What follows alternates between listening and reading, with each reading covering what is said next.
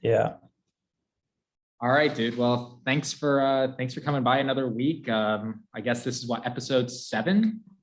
Yeah, episode 7. Yeah. And yeah, we're talking Charlie Kaufman. Yay. Yeah, I guess the successor to David Lynch in surrealism, or like I don't know, I guess the offspring of Samuel Beckett, if you know him. I don't know Samuel Beckett, but the David Lynch lineage, this sounds like it'd be accurate. Right? Charlie Kaufman definitely occupies a space that no one else occupies right now. Yeah, I mean, I feel like that's why like he's so admirable, because I feel like, even though I feel like absurd cinema and like weird cinema is making a bit of a niche in independent right now with like A24, it's Yeah. still like, someone to make it at his level, like at his production scale, like he's like one of one right now. Yeah. Yeah. It's pretty cool to see. And that they're like some of their films they're pretty big too. Like I mean, I'm just watching. So one of my favorites is Synecdoche, New York. I'd say like I have my top 5, and then I have the ones that just quite didn't make the cut. And I'd say Synecdoche, New York is one of those.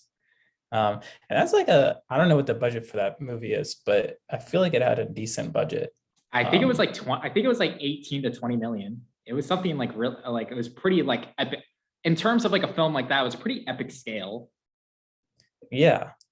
Yeah. So like in a, someone like Charlie Kaufman getting that kind of budget is pretty cool. Mhm. And yeah, like you said, with A24, hopefully more films like that get bigger and bigger budgets. Yeah. Well, like I feel like when you're looking at, I think in terms of like just bizarre films, I feel like you can see someone like David Lowery, like A Ghost Story, trying to like at least a little bit like dipping into the weird and the bizarre. I wouldn't say he's an absurdist, but like I can feel he's dipped into it. Like I definitely feel like he could be like kind of like a what do you call it? Like not a colleague, but like someone at like a Charlie Kaufman level in the Yeah. future with like A24. Yeah. Yeah. He he just did The Green Knight, right? I Yeah, it was something like was it with Robert Redford or something like that? It was like one of his last. It was like his last film, or am I thinking of someone else? it starred Dev Patel. And I saw it in theaters. That's the first movie that I saw in theaters since COVID started. Really? Shit. And that was definitely a weird one. I want to make sure that it was David Lowery that did it. Yeah, I'm gonna look it up real quick, but like but kind Yeah, of. it was. Mhm. But do you remember when do you know the first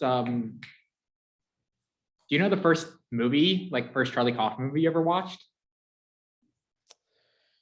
Yeah, that's a good question. I think for me it was probably Being John Malkovich. Like Yeah. I think that had to have been it, but like I don't even remember when I watched it, is the thing. Maybe like 2013, 2014, I want to say. And it was just because I heard it was like a weird movie. It was a weird title too, because I'm like, what's an actor's name kind of doing on the film, even though he's not like the writer or director. It was just like, it was very strange. And I'm like, I'll give this a go. And I don't remember how I reacted to it. I think it was just one of those films that like I don't really remember watching it for the first time too well, but like I remember watching it. I just don't remember when. And I feel like I feel like I have that with a lot of Kaufman films if I don't make it like an event. Yeah, I guess I'm kind of similar too. Like I'd say Being John Malkovich was the first one I saw, because that's kind of the most famous one, I feel like. Well, obviously that's debatable, but yeah, I would say it's either that or maybe Eternal Sunshine is probably yeah, like I the was second. thinking that in my head. Yeah. But I feel like Being John Malkovich, yeah, it's probably the first one I saw. and yeah, I don't remember when I probably saw it a little bit later than 2014. Mm. But like, yeah, like you said, it's kind of, you don't remember when you see a Charlie Kaufman movie. Well, I mean, that's kind of deliberate. It's just because you can't, like, you're just so wrapped up in the movie that you're trying to figure out what's going on, but you just kind of like, it's kind of one of those movies you just kind of let just go over you, and you just kind of pick up symbols as you go along. You can't really properly evaluate until the end. Like, you really just can't like analyze as you go. You just have to stay with the movie and just kind of like, make sense of it at the end. Yeah, Yeah. yeah. My like the way I watch a Kaufman movie is like, I guess the first time I don't try to understand. Like you said, I just kind of like try to feel it and get get the emotions that he was trying to convey, and like the feelings. But like Mhm. all the like the technical like symbolism motif kind of things, Like the burn, most of those I feel like wash over you. like try to make sense of the burning house, or like the characters within characters of the play and play within play, and just like, okay, I can't really make sense of this at the moment, so like just keep going, I'm just going with it. Yeah, exactly. And like I was also reading with that one, Synecdoche, New York, like apparently there's like some Jungian philosophy, where like he like Carl Jung, I think his first name is Carl, like has like some like the stages of self-realization, and the main Mhm. character goes through those four stages. But it's like Okay. you're not gonna understand that Well, unless you're like, is it like psychoanalysis like stuff, like Carl Jung? yeah, yeah, Carl Jung. Gotcha. Um, um, Well, but I did see this as like the lead character, Philip Seymour Hoffman. I think his name was like Caden. I can't remember the last name. It's like Colin or Calden. Cotard, I think, Katard. That's what it is. Katard. Caden Katard. And which is a reference to something else too. Cotard is a thing. Katard is like it's like a rare illness, or like a rare like mental disorder where you're like a hypochondriac. You feel like you're dying, like throughout, like, and it's like a rare disorder that like I guess Kaufman wanted to kind of perplex throughout the film, or like Yeah, perpetuate. Yeah. Which I mean, and I feel like, well, I feel like there's always like a Kaufman-esque character in every Kaufman film, like someone who's like, very like who's like a little paranoid, maybe very like shy or mild mannered sort of deal, like yeah, in all of his films. and very neurotic. Yeah, okay, yeah, very neurotic. But I will just say, Synecdoche, New York is probably Philip Seymour Hoffman's most underrated performance, or like overlooked. Overlooked is maybe more Yeah. appropriate. Oh, for sure. I was Mhm. thinking the same thing. Like Mhm. I mean, he goes through, he goes through such a journey in that movie. Yeah. It's only so I was looking at the runtime. My I always thought it was like a 2.5 hour movie, maybe even Mhm. more, but it's only like 2 hours. And like Yeah. I was so surprised because Mhm. I guess he just packs so much into it. And like I think it was like how he played with time. Like you're jumping all over the place. So it's just kind of at some point like you lose track of your own time. And then when it's finished, you just feel like you've gone through like this huge like lifetime basically. Yeah. um Well, I like, thought that was kind of cool. yeah, exactly. I feel like what kind of hooked me, and I remember seeing Synecdoche, New York for the first time, actually, now that I think about it, it was recommended to me by a classmate of mine, I want to say about 6 or 7 years ago. Like, because I told him I watched like Being John Malkovich. I'm like, dude, you got to check Synecdoche, New York out. I'm like, it's Kaufman, Philip Seymour Hoffman, greatest performance like hit of his career. I'm like, okay, I'll give it a watch. And like he was not wrong. I mean, it was an awesome film. And I think what hooked me was the play with time. Like the fact that he's like reading a newspaper and it's like November 15th. And then like it's like a week later when he goes to pick up the milk in the fridge. I'm just like, I like Yeah, that. I like that you kind of got the idea that like, okay, this is a film that's going to be about like kind of the mundane routine, or like, or kind of like you're losing meaning or like perspective of time throughout your life. Just like time is moving by faster than we think. It's tough to be yeah, present. yeah. I think time is can be like the biggest like dramatic device in a movie. Like if you play with time well, you can I don't know. I think it creates a lot of like it can make the film like very emotional. And I think like Synecdoche, New York is a good example of that. It's just like, yeah, I mean, it messes with you a lot for Yeah. sure. Well, like it I don't know how much you know about like absurdist, like the genre, like absurdist. It feels very similar to like nihilism, that like life is overall just meaningless, or like life. But it's kind of weird because I think the idea with nihilism is that like your life is meaningless, everything around it is meaningless. I think with absurdism, it's like you're not much in life. You're just like a speck. You're one of like how many 6 billion people, and the world is just chaotic. That's kind of the idea of like absurdism, or like, and you're kind of seeing all these bizarre things throughout life. Well, that makes sense because in the movie, like the outside world, which isn't really like, which I mean, they don't focus on these parts specifically, but you can tell like the outside world gets more and more chaotic. Like they have the shot of like the blimp going through the sky. You get like when he's walking down the streets, you get a lot of like moments of just like violence and chaos in the streets. So you like it's not actively like, and this is I guess during the sequence when the play gets bigger and bigger in the warehouse. But um but you can definitely like it's not focused upon like particularly, but you can sense in the background that like it is getting more chaotic, and eventually it becomes the play. Like the chaos becomes part of the play. Yeah, so it gets enveloped, I guess, in the play, which is a whole other aspect of it. But yeah, so that makes sense.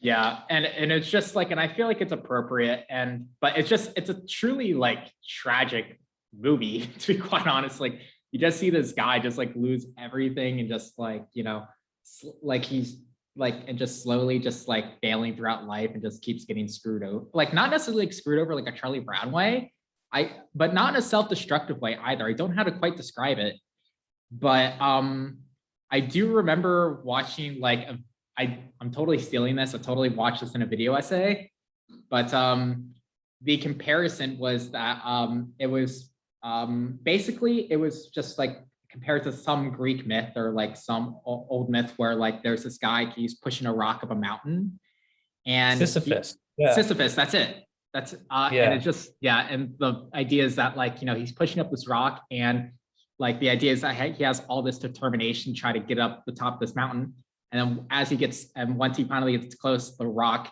tumbles back down, and he realizes that's like the meaning, that's the meaninglessness of his life. It's just like to push up this rock, and like there's no end. Yeah, the eternal struggle. Yeah, and that's kind of the idea, is just like, you know, you're like, while like you can have this drive, your end becomes like once you're aware of the end, your life becomes meaningless.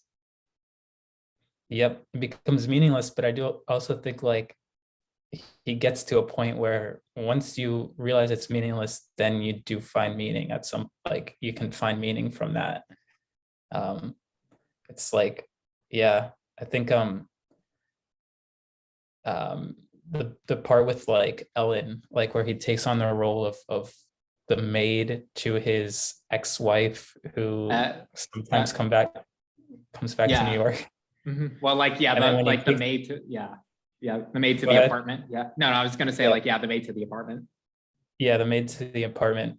And when he takes on her life, like when he's in the play, when he's in the warehouse, like he realizes all this stuff, and then at the very end he like meets the actor who played her mother, who was in a very important part of Ellen's life, and then they like connect like just like that, and he tells her he loves her, and it's the first time like he says it like without, you know, very sincerely, very genuinely, and it's because like everything, I don't matter, nothing else matters, there's all these people around living their own meaningless life, and then he took on the life of another one, and he's like, all right, I can like, doesn't matter, but I found a connection, you know. And then die. And then die. Great ending, by the way. Well, like that's why I'm also Also, the ending song was very like reminiscent, like I'm one of many, I think was the title of the song. So I think it was and also I feel like it's reminiscent of the play with Death of a Salesman, because the go-to quote in Death of a Salesman is that I'm a dime a dozen. So it's kind of like going further into the idea that this guy's life, he feels like it's meaningless or is going to become meaningless, or like, or I guess like, you're not, I guess the idea of behind like nihilism or absurdism is that like, you're not special. Yeah. Mhm. Yeah. Yeah, it was a good ending song. I think it was like it said in the credits it had Charlie Kaufman as a co-writer on it, and then there's another writer. But yeah, so it was definitely thematically relevant when they threw it in there. Right at the very end. Mhm. Um yeah, I like like the movie represents something that I like love about like movies in general, which is like there's a duality to it. Like you can enjoy a movie on two levels. One, like, and it's very apparent in a Kaufman movie, especially if you enjoy a Kaufman movie. One is like the first time you watch it, you don't really know much of what's going on. You don't understand all the symbols and themes and stuff, but like you definitely have emotional reaction to it. You definitely like when I watched the movie for the first time, I was like, all right, holy crap, I liked it a lot, even though I didn't understand it all. So like you got the feeling and you got the emotion and you got the full enjoyment of it. But then the second aspect of it is like you can watch it again and again and then start analyzing these like more literary devices. I don't know, cinematic devices, Yeah, and literary like devices take is them, appropriate. Yeah. yeah, literary devices, and take like an analytical approach to it, like you would in like a high school English class. So Mhm. like you could like so you have these like two ways of enjoying it. Like one is just the feeling, and the second is kind of like when you start putting your mind to it. And like you can choose not to go to the mind part. You can watch it like once, say you like it, and then move on. But like, you also have the option to watch it a few more times and really like it. That's what I Mhm. like about this movie. That's what I like about like movies in general. And there are a few others like that, where that's kind of apparently where you can like it without knowing much that's going on under the hood, but you can also lift up the hood and kind of analyze it. Yeah, it's a I think pretty that's car, cool. but you want something with a good engine, like good engine and like details. And like, Yeah. yeah, that And makes then sense. yeah, and then the more times you look under the hood, the more adept you become at like figuring out what's good, the like, whether the engine's good or not. And like um yeah, you get better at recognizing the parts. Mhm. So I think it's a cool skill, I guess, to work on. Yeah. And I guess kind of going off that, like I guess we maybe can try to move on to I'm Thinking of Ending Things, which was the last film we watched together. And honestly, I haven't watched it since, and it's not super fresh in my mind, but I think I could still remember the pieces of it. And the only reason I'm thinking of the engine is because of the ending where the car starts. Right. That's a good segue. I Yeah, was I'm trying to like move on, but like I don't know, just like crazy bullshit. yeah. Yeah, I haven't watched it since we last watched it together. But that's a movie that I only that's a movie that I watched once and like feel like I missed like 70% of it. So like Well, you need to watch it again to yeah. get. Well, like this is what I always found funny about Kaufman, and you and I like we're totally guilty of this. Is that we're so eager for his film to come out, and then we'll just wait 6 months until like okay, like we have to wait for the right time to watch it. Yeah, everything has to be right. The time of day, the setting, how you were feeling leading up to the movie. Like if it's not right, it's not precise. Nope. You put it off to another day. Well, it's just like his films are just so dense, and you just know that like okay, like it's going to require so much focus. You can't be loose about it. Like you have to be like Yeah. okay, I'm gonna sit down and like really dive into this. And it's not like a Tarantino where you can have fun necessarily. Like I will like you can have fun and like pay and like go with the movie, but I feel with the Kaufman, it's a like much more emotional, I guess, or like much more like melancholy. And you Yeah. have to like, and since it's so dense and like symbolic, and then also surreal, like dipping into surreal, you're not really quite sure what's going on, which is the Yeah. idea. But like, it's just, it requires a lot more focus. Yeah. Yeah, for sure. It's at the end of it, you feel drained Mm-hmm. emotionally and just like mentally too. Like Yeah. because we're focused for, even if it was only for 90 minutes, 2 hours, it takes a lot out of you. Mm-hmm. I Yeah. feel like, So we yeah, we put it off for what, 6 months? at least. I mean, like when it like it probably came out on Netflix, and I think like October, and I left in February, so we watched it then. So like 5 months. It was something long like that, and we were really. I remember you and I really anticipated it, and we're just like, "Did you watch it?" I'm like, "No." Why would I? Why would I watch it? Like, I mean, it's a Kaufman, but like he makes one every 5 years. Yeah. Yeah. And then we I watched it and we were like, holy crap, what was that? Yeah, but like but with I'm thinking of ending things. I feel like it was one of those films where like it just felt like that film actually felt a little bit simpler to dissect, I guess, to some degree. I mean, I do feel like 70% of it just kind of went over my head. But I will say, like, at its bare bones, it's just a person trying to break up, like just a couple trying to break up. That's basically bare bones of like what the film is about, and just kind of takes all Yeah. these fantastical elements. So just like, okay, awkward moment meeting the parents, like, and they're just kind of dipping into like, explaining how just kind of explaining like a bit of the backstory of their son with them aging up and down and crazy. Like I just try, like I think with that film, I just wanted to try to understand it as simple as possible, at least on the one watch that we watched it. I was just like, okay, let me just like, I'm just trying to get an idea of what the story is like at its simplest, and then look at the details if I were to watch it again. Yeah. Yeah, I feel like that's a good way to approach it. Because like, Mhm. yeah, you wanna look at like everything that's going on and ask yourself like, oh, why did you do that? But then like if Mhm. you do that, you're going everywhere, right? Yeah, So like, and yeah, and I think with especially the third act when they're in the school doing this like this musical number, you're just like, yeah, okay, like we're really in the absurd now, so we're just kind of going with it. I don't like I feel like I had a tough time finding the symbolism, at least on the watch that I did, but like I was just kind of going with it.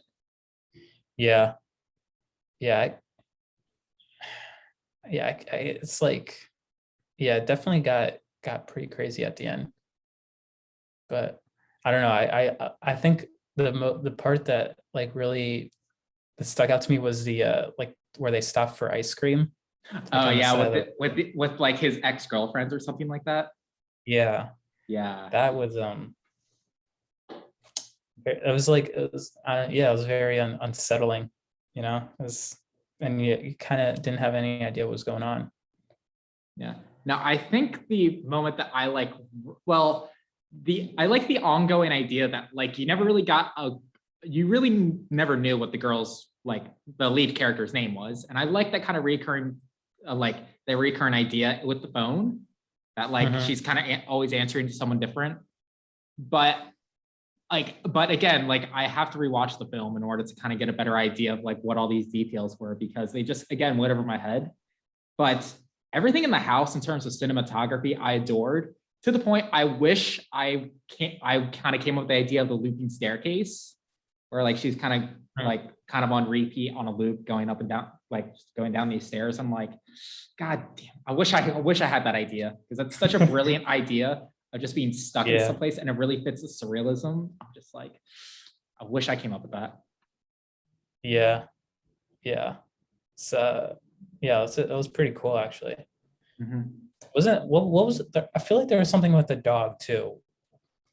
Was it like always like barking, or it was barking but it was like muted or something? Yeah, it was something like that. And like I think his collar, like a bell, was like exaggerated. It was something like that, right? Or am I thinking of something else? I don't remember the bell, Yeah. but I mean, I could have had that too. Yeah. I don't Yeah, remember too just much. I don't remember too much symbolism though with the dog. Like I was kind of lost in the house. I was kind of lost there. yeah, It's funny how we like each person picks up like notices like different things. We're gonna try to remake this film, but just from our like scattered memories of it.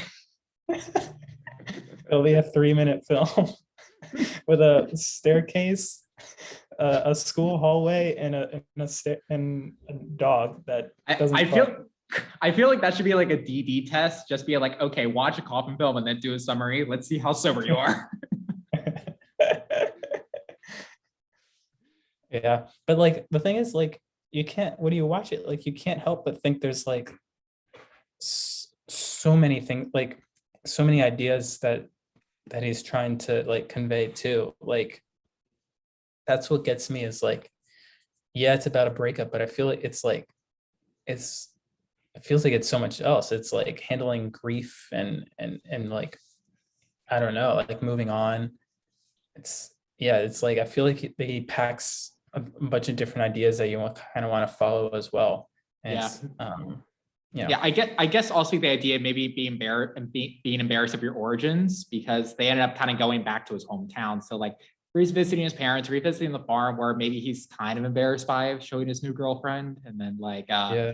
they like and then they went to like his school sort of deal. And then like I get but like he wasn't I don't know how to really interpret that part to try to tie it in with the first part, but like I could definitely get the idea of like maybe like kind of trying to show where you grew up with your girlfriend, but like I don't know, it's difficult to kind of like explain. Just kind of be embarrassed of your upbringings can be an Yeah. idea. Yeah, but again, like this is like the idea of Kaufman. It's just like it's there, but you have to make your own interpretation with it. Yeah. I feel like Kaufman, every movie gives a little bit of himself. Like all the characters from all the movies you can piece together and you get Charlie Kaufman. Mm-hmm. Also, I just thought about this. So he does have a fondness for theater, and I feel like that's kind of been an ongoing thread throughout his films. Like if you look at, yeah. So obviously, with I'm thinking of ending things. They had like references to musical theater. I think to Sondheim, and then to they had the musical number of the third act. Definitely with Synecdoche, New York, being a theater actor. Mhm. I'm trying to think of Anomalisa if that had any theater references, but I can't remember any off the top of my head. I imagine they're in there though. Probably I don't remember Anomalisa at all. I haven't seen that in a while. Yeah, it's a good movie, but like again, David Thewlis. I mean, like that's like one of the few recurring actors in Kaufman. Mm. Mhm. Uh, Definitely, I feel like definitely in Being John Malkovich, considering John Cusack, he was a puppeteer, so I feel like that dips into the theater. And I don't think Yeah. and then adaptation, I guess to some degree, since it's kind of like a world within world with Being John Malkovich, that's kind of being tricky. And then Eternal Yeah. Sunshine, I rewatched it, but I don't remember any theater references besides like poets that were referenced in the movie. Eternal Sunshine seems like it's the most normal Charlie Kaufman. Well, Have you he was only a co-writer, so I think like that might be why. But you could definitely tell like he was probably like in terms of style the driving force of it. yeah. Mm-hmm. I've watched that one a few times. It's pretty good. Well, it's just the easiest one to watch. Like if you want to show like anyone like a Charlie Kaufman film that's maybe like more like a general audience, I feel like Eternal Sunshine is probably the one to watch. Right. And then what would you where would you take them? I would well like I mean like probably reverse like adaptation then well like I feel like you have to show Being John Malkovich then adaptation because I think you need that like because those two movies are essentially double features. You can't really like you can't like or like sequel or like adaptation feels like a weird sequel to Being John Malkovich. Like Yeah. I feel like you have to watch Being John Malkovich for adaptation.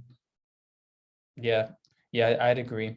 I mean, you definitely wouldn't get the first part when they're on set of Being John Malkovich. Yeah. And then you would like to miss the underlying like pressure that's there. Cause like if you didn't know that he made a successful like film, you wouldn't get the pressure that he's feeling in adaptation to follow it up. Mm-hmm. So yeah, I can see that. It is quite like honestly, think about thinking about the film Adaptation, it is amazing that that script got made. Thinking about it, it's absolutely like bonkers that movie got made. Just like, I mean, like, Yeah, think a about it. movie Like about making a movie.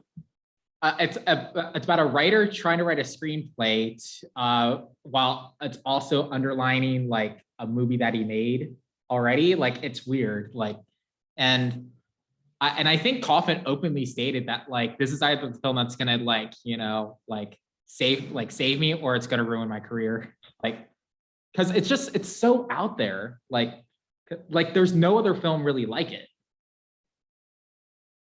Yeah, like,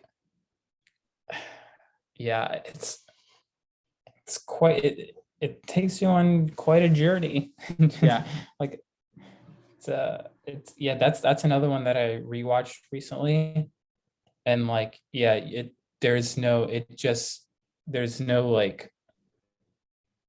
it just goes, like there's no like um things don't get tied up. It's just like threads pop up, and then you just follow the threads until they kind of go till the credits roll. um, I will say I do feel like like a bit of Charlie Kaufman snob when I watch it, because then like when he points out like some of the cliches of writing, or like the trope, or like some kind of like shortcuts, I'm like, oh yeah, I definitely feel that way about some things. But it's kind of nice to have like a smooth react structure. But I definitely get his gripes when just like, why are you taking all these shortcuts, or like, why isn't this more like reflective of real world, or like where life can be meaningless? And that was a good predecessor to what eventually became Synecdoche, New York. It's kind of like hit that idea of him thinking about life is meaningless or reflective of the real world, his surrealism, and then like 6 or 7 years later going to Synecdoche, it felt very appropriate. yeah, for sure. Mhm. Yeah, Adaptation. What the second time I watched it, like, and when it like kind of ended in a very dramatic Hollywood-esque like kind of ending. When they're Which, in the creek.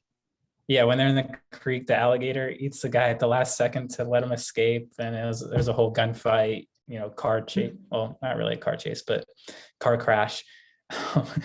And then the middle of the movie, where like the John McKee guy says, "Don't end it like this," and then he does it exactly like that. Yeah.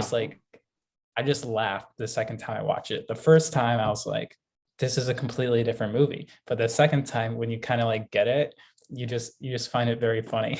Mhm. Did you know that like they made a movie out of like his twin screenplay idea?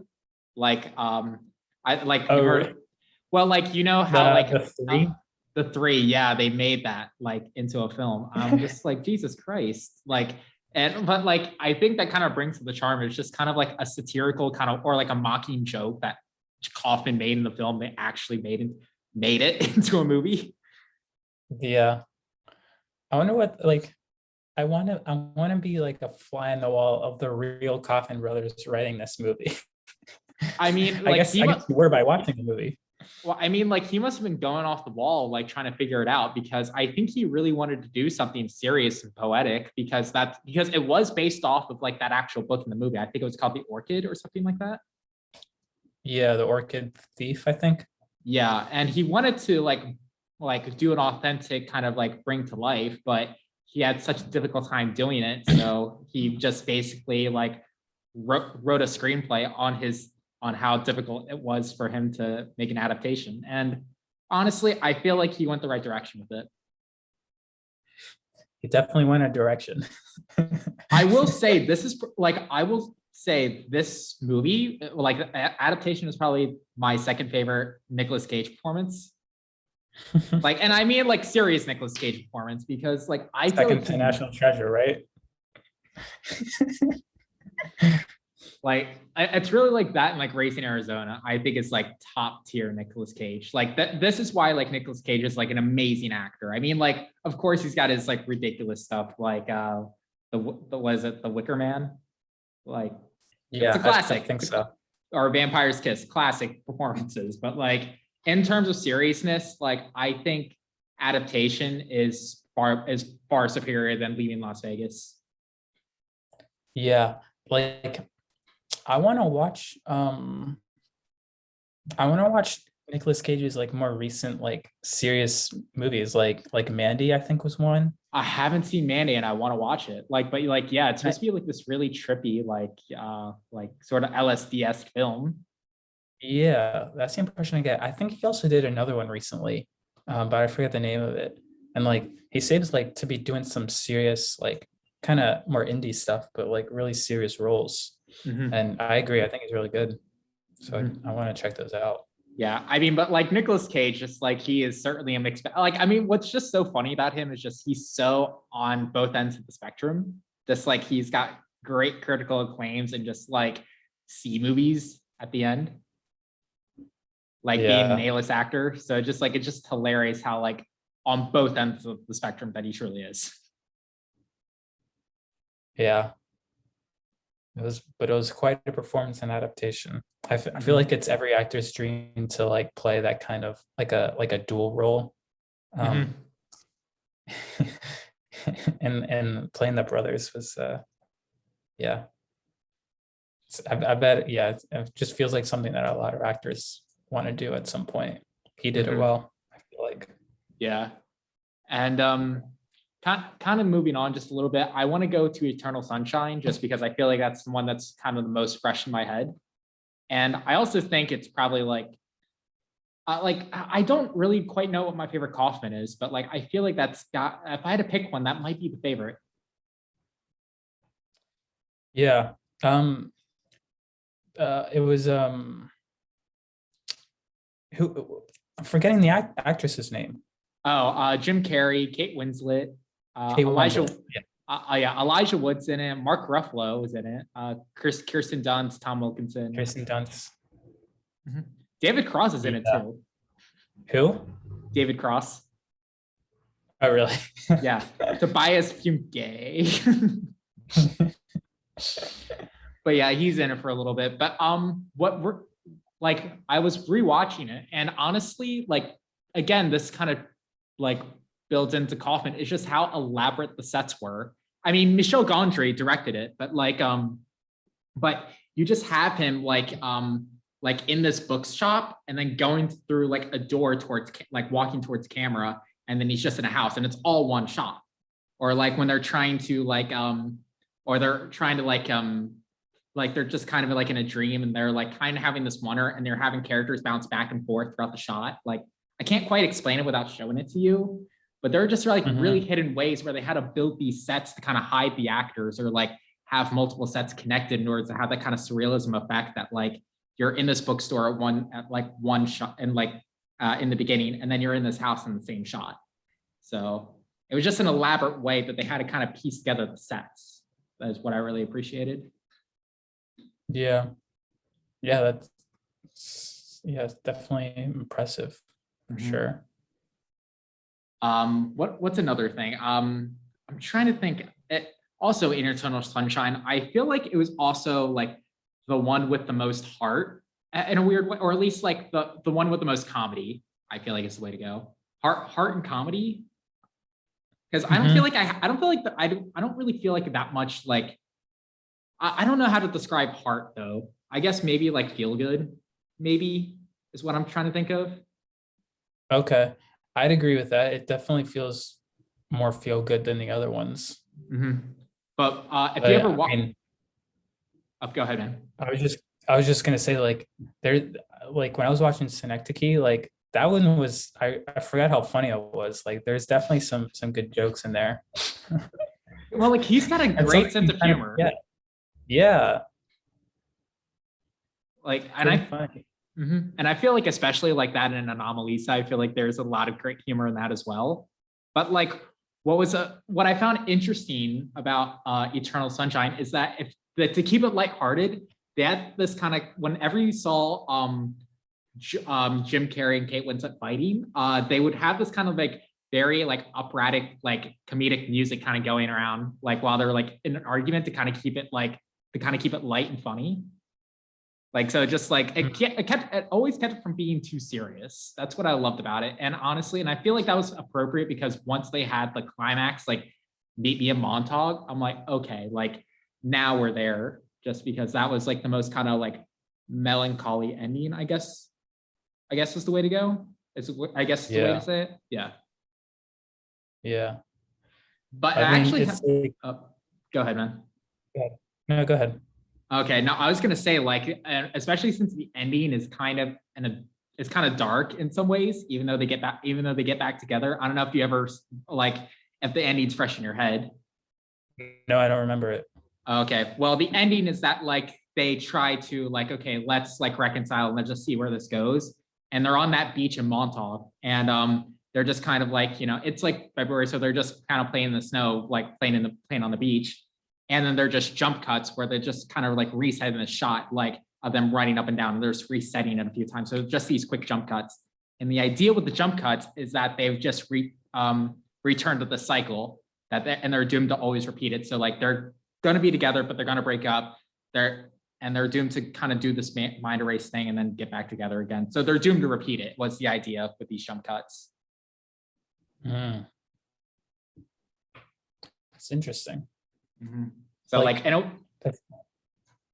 I'm just gonna say, like, it's like a thought came to me, like this movie we say feels kind of like feel goody, but it has kind of like a dark ending. And then you compare that with like Synecdoche, which is very melancholy most of the time, but to me it has like a happy ending. So it's kind of weird how like they have different vibes, but then their endings are opposites. Like, well, it's just weird because like I feel like they're two totally different tones. Like the films themselves, they're just completely different tones. And like, but like I feel like that's why but I feel like that kind of dark ending for Eternal Sunshine is appropriate. Like, I mean, like I feel like it's necessary because they both did an impulsive thing, and if they don't have the memory to learn from it, then they're doomed to repeat it. And especially with someone like Clementine, who like Kate Winslet's character, I'm just like, yeah, it seems like that's the right move to make. Who directed it, by the way? Michel Gondry. He did the Green Hornet. Oh, really? If you he was real. That's really the only film I could think of the top of my head that he did. He did one other big film, but I'm blanking on it. But he did a bunch of music videos in the 90s. So if you ever check out Michel Gondry, like good director, but like I can't remember the other main feature film that he made. Yeah, well, I guess I've seen the Green Hornet. Very different from this. Very different. But like, well, thinking of directors, I mean, that was really the only other director that did a Kaufman film besides like Spike Jonze. I feel like Spike Jonze is like a very like thinking about Being John Malkovich. That's an odd choice to pick a guy like Spike Jonze to do it. Because like, wasn't he on Jackass? Well, or like some skater? Like he was making skateboard videos. Yeah, exactly. and then he does this. Yeah, it's quite a career he's had. I remember I did a deep dive into him. Very interesting. No, just what, and honestly, I do adore Spike Jonze. I mean, especially like, I feel like Being John Malkovich, I think was very filmable. Like, I think that film was very possible to film. I thought Adaptation was a more difficult film to direct, in my opinion. Like, I think, like if I'm gonna pick a film, he doesn't give you much in that. Yeah, it's very difficult to like make that an entertaining movie.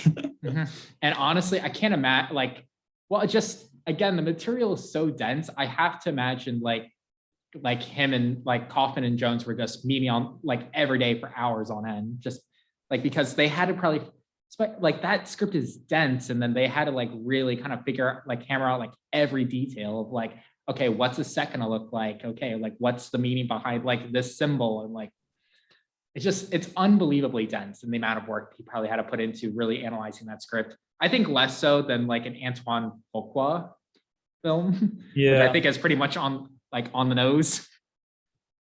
Yeah. Well, with adaptation, you also have like so many different timelines going on too. Well, Like you have, isn't it like three? Isn't it like three timelines going on or something like that?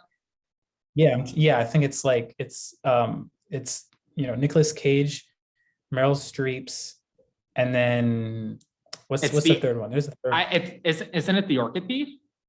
Like the actual Orchid Thief, with like Meryl Streep's lover, isn't that the other one? Or am I thinking? Right, yeah, I guess he has his own time.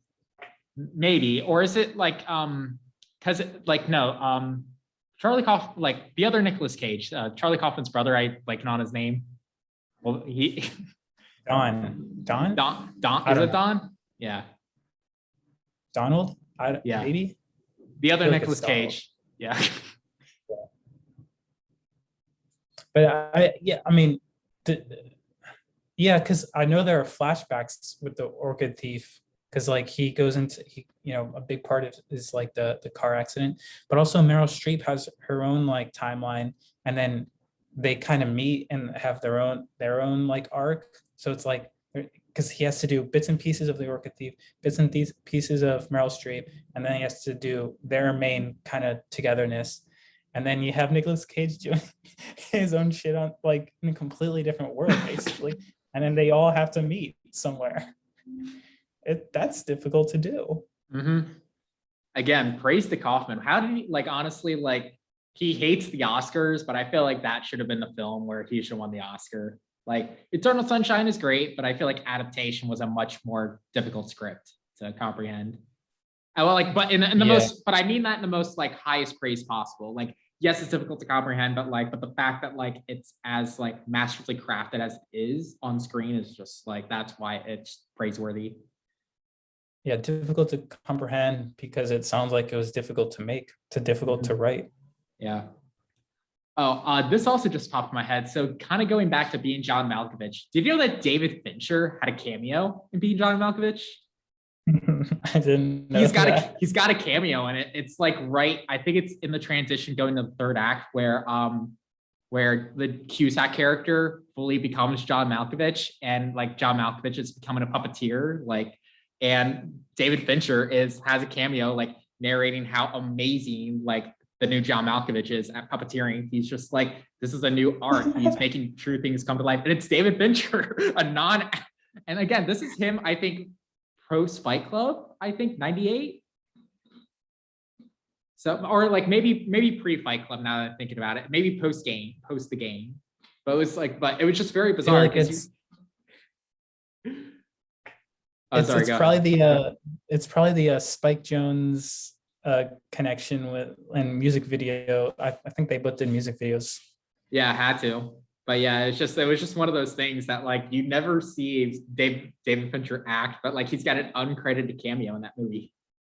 That's hilarious, dude. Look it up, man. I swear. And it's like solid. Like you like I think the first time I watched it, I didn't know who David Fincher was. I think I think it worked. So like it's a very good acting decision, especially when you're trying to look at some. And I can't remember what his credit was like, or in the film, like he wasn't credited in the credits, but he's got like some tagline that says like, because it was shot like in a documentary, like interview style, where they have this little like white text. So I don't know what his I don't know what his character screen name was, but like it was something like that. Where like I'm sure it's there. But yeah. But also a little fun fact about Being John Malkovich. Do you remember the scene where John Malkovich got hit in the back of the head with like a soda can or like a beer can? Yeah. Apparently that was just an extra that did it on the spot. Like he just like that was just some extra, or like it was an extra, or just like someone just like driving by on the highway pass and just like chucked it, and they kept it in the film, and then they just yeah. I mean, like I'm amazed that guy didn't get sued, but like also at the same time, like he just upgraded his status from like extra to kind of getting a line in the film. So like they probably had to pay him SAG rates at that point. Yeah, exactly. I'd be curious if that was an extra, or was just a random passerby. I wonder what would happen if it was an extra. I like it had to have been an extra, because like I'm thinking about like them being on that a highway pass, and they would have had to have had some sort of control. But I would just say Yeah. that's highly unprofessional as an extra to be chucking shit at the star. The I star of the know. film, who's like pretty much, you can't make this film without him. And I think John Malkovich also helped finance it. I wouldn't be surprised. But yeah, that's actually funny if that's true. What I want to meet that extra. I want to know his life. I mean, like I think it's considered one of the best extra performances of all time. Just all things considering. Yeah, a Hall of Fame extras performances. Get the Oscar. Okay, the Oscar for the best extra is. That would get chaotic. You'd have a lot of extras doing a lot of extra things. Yeah. I remember, yeah, John Malkovich was definitely a what the fuck movie for me. It's just Yeah, it's a tough movie. Did you also just I also looked this I don't really remember what the title of it is, but Charlie Kaufman also just released a novel. Really? Well, like it was I can't remember what the novel like is. Actually, I'm gonna look it up real quick. But the novel though was apparently like the reason he did it is because he wanted to make something that was unfilmable, like something like so, and it's like a 500-page novel. It's like something really dense. Yeah, it's called Antkind or Antkind, whatever it is. Okay. Yeah, but basically, well, this is basically the synopsis, but like I'll give you the first sentence. Neurotic failed film critic B. Rosenberg. Neurotic failed film critic B. Rosenberg feels very much like Kaufman. Stumbles upon what may be considered the greatest artistic achievement in human history, a 3-month-long film, complete with scheduled sleeping, eating, and bathroom breaks. So that's the idea of the film. That's the idea of the novel. It's just like this critic finds like a 3-month-long film. That sounds very, very interesting. Yeah, and but it's quite okay. I'm looking at the pages for it. It's 720 pages, so it's quite a task. That's crazy. Yeah. Feels like a Kaufman book. Even though I've never read a Kaufman book, you just know. You just know. So like it seems like something interesting. I think it's a book that I'll never read, but like it's a cool idea. When did it come out? Last year. Wow. Dude's been busy. Yeah. Well, like it's like him and Tarantino are like the only mainstream filmmakers making novels. Yeah. It's you gotta respect it. Yeah. Definitely got a talent there. Yeah. Well, like what again, like we mentioned already, like Kaufman, I feel like is like one of the few filmmakers he can wait as long as he wants in between movies. Like he's the only like when you're looking at someone like Spielberg or even Tarantino, like it's people want their films pretty urgently. Tarantino can hold it back, like because he's got that kind of power. But like Steven Spielberg, he makes a film like every two years. Tarantino every 3 years. Like Kaufman can wait like 5, 6, 7 years, and like people are okay with it. Yeah. Yeah. It's I feel like there are other directors like that though. I mean, I feel like David Fincher is like that as well. He makes a movie whenever he wants. I guess, but like I feel like he's always busy. I feel like he's always making stuff. Like, yeah, he had a 5-year break with Gone Girl and Mank. Is it 5 or 6 years, something like that? But he had, but he made, 7, but he made 2 seasons of a TV show where he like was like the creator and like directed half the show. So like I have to give him credit on that, even though there was that gap, he was still pretty busy. Yeah. Yeah. Well, like, I mean, he still doesn't like, I feel like he has, I mean, he took that break. Like he can allow himself to do that, right? Mhm. Like I'm pretty sure he's on a break now. Like that's why like they kind of part of the reason why Mindhunters stopped is that like they're he needed a break from it. Mhm. So yeah, I feel like you can like once you get to a place you can kind of control what you work on at the moment. Yeah. Or it's gonna take you 20 years, like Synecdoche. People will just keep waiting and waiting, waiting. I feel like George R. R. Martin's doing that too. Just keep it as waiting. Yeah. They're building suspense. It's a technique. Yeah. Uh, all right. I think we're wrapping up here soon. Any final thoughts on Kaufman? Um, no, just that I feel like he's one of the few filmmakers out there when the experience feels like an event they have to prepare for. And you have to give like I obviously I have a very big pet peeve about like distractions during a movie. Like if you're watching a movie for the first time, you can't pause it. You can't like have like people coming in and out of the room. You just gotta focus. And Kaufman's definitely one of those. Like if you're gonna watch a Kaufman movie, you gotta have no distractions and be fully Yeah. there. Yeah, you have to be fully devoted to it. Like it's not necessarily a popcorn film. Like it's not a popcorn living room film. Like it's just like, okay, like you're gonna be like like full theatrical experience, turn off the cell phone, like no talking, like zeroed in. Yeah. Yeah. And obviously Synecdoche, New York is definitely yeah, it's in my top 10, not top 5, but top 10 for sure. I think it hits on so many levels. So Yeah. yeah, I love I rewatching. Yeah, I think it's in my top 100. It's definitely my top 250, but like I would probably give it in my top 100 thinking about it. Like that and Eternal Sunshine is definitely up there. Yeah. Yeah. What about for you? Any final thoughts? Well, I do remember like, well, again, we're talking about like seeing like a Kaufman film as like an event.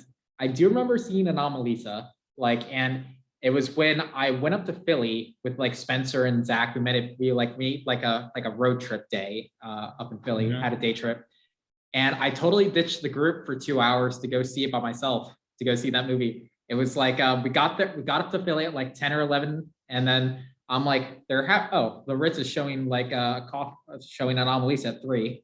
I'm gonna go see that real quick, and I'll join you guys later. I totally just ditched them to go see a movie. That's hilarious. I And I, approve. yeah, and the thing is that I was the driver. I drove them up, so like they couldn't really say no, or else they're screwed out of a ride. That's funny. Hey, you got to have your priorities, right?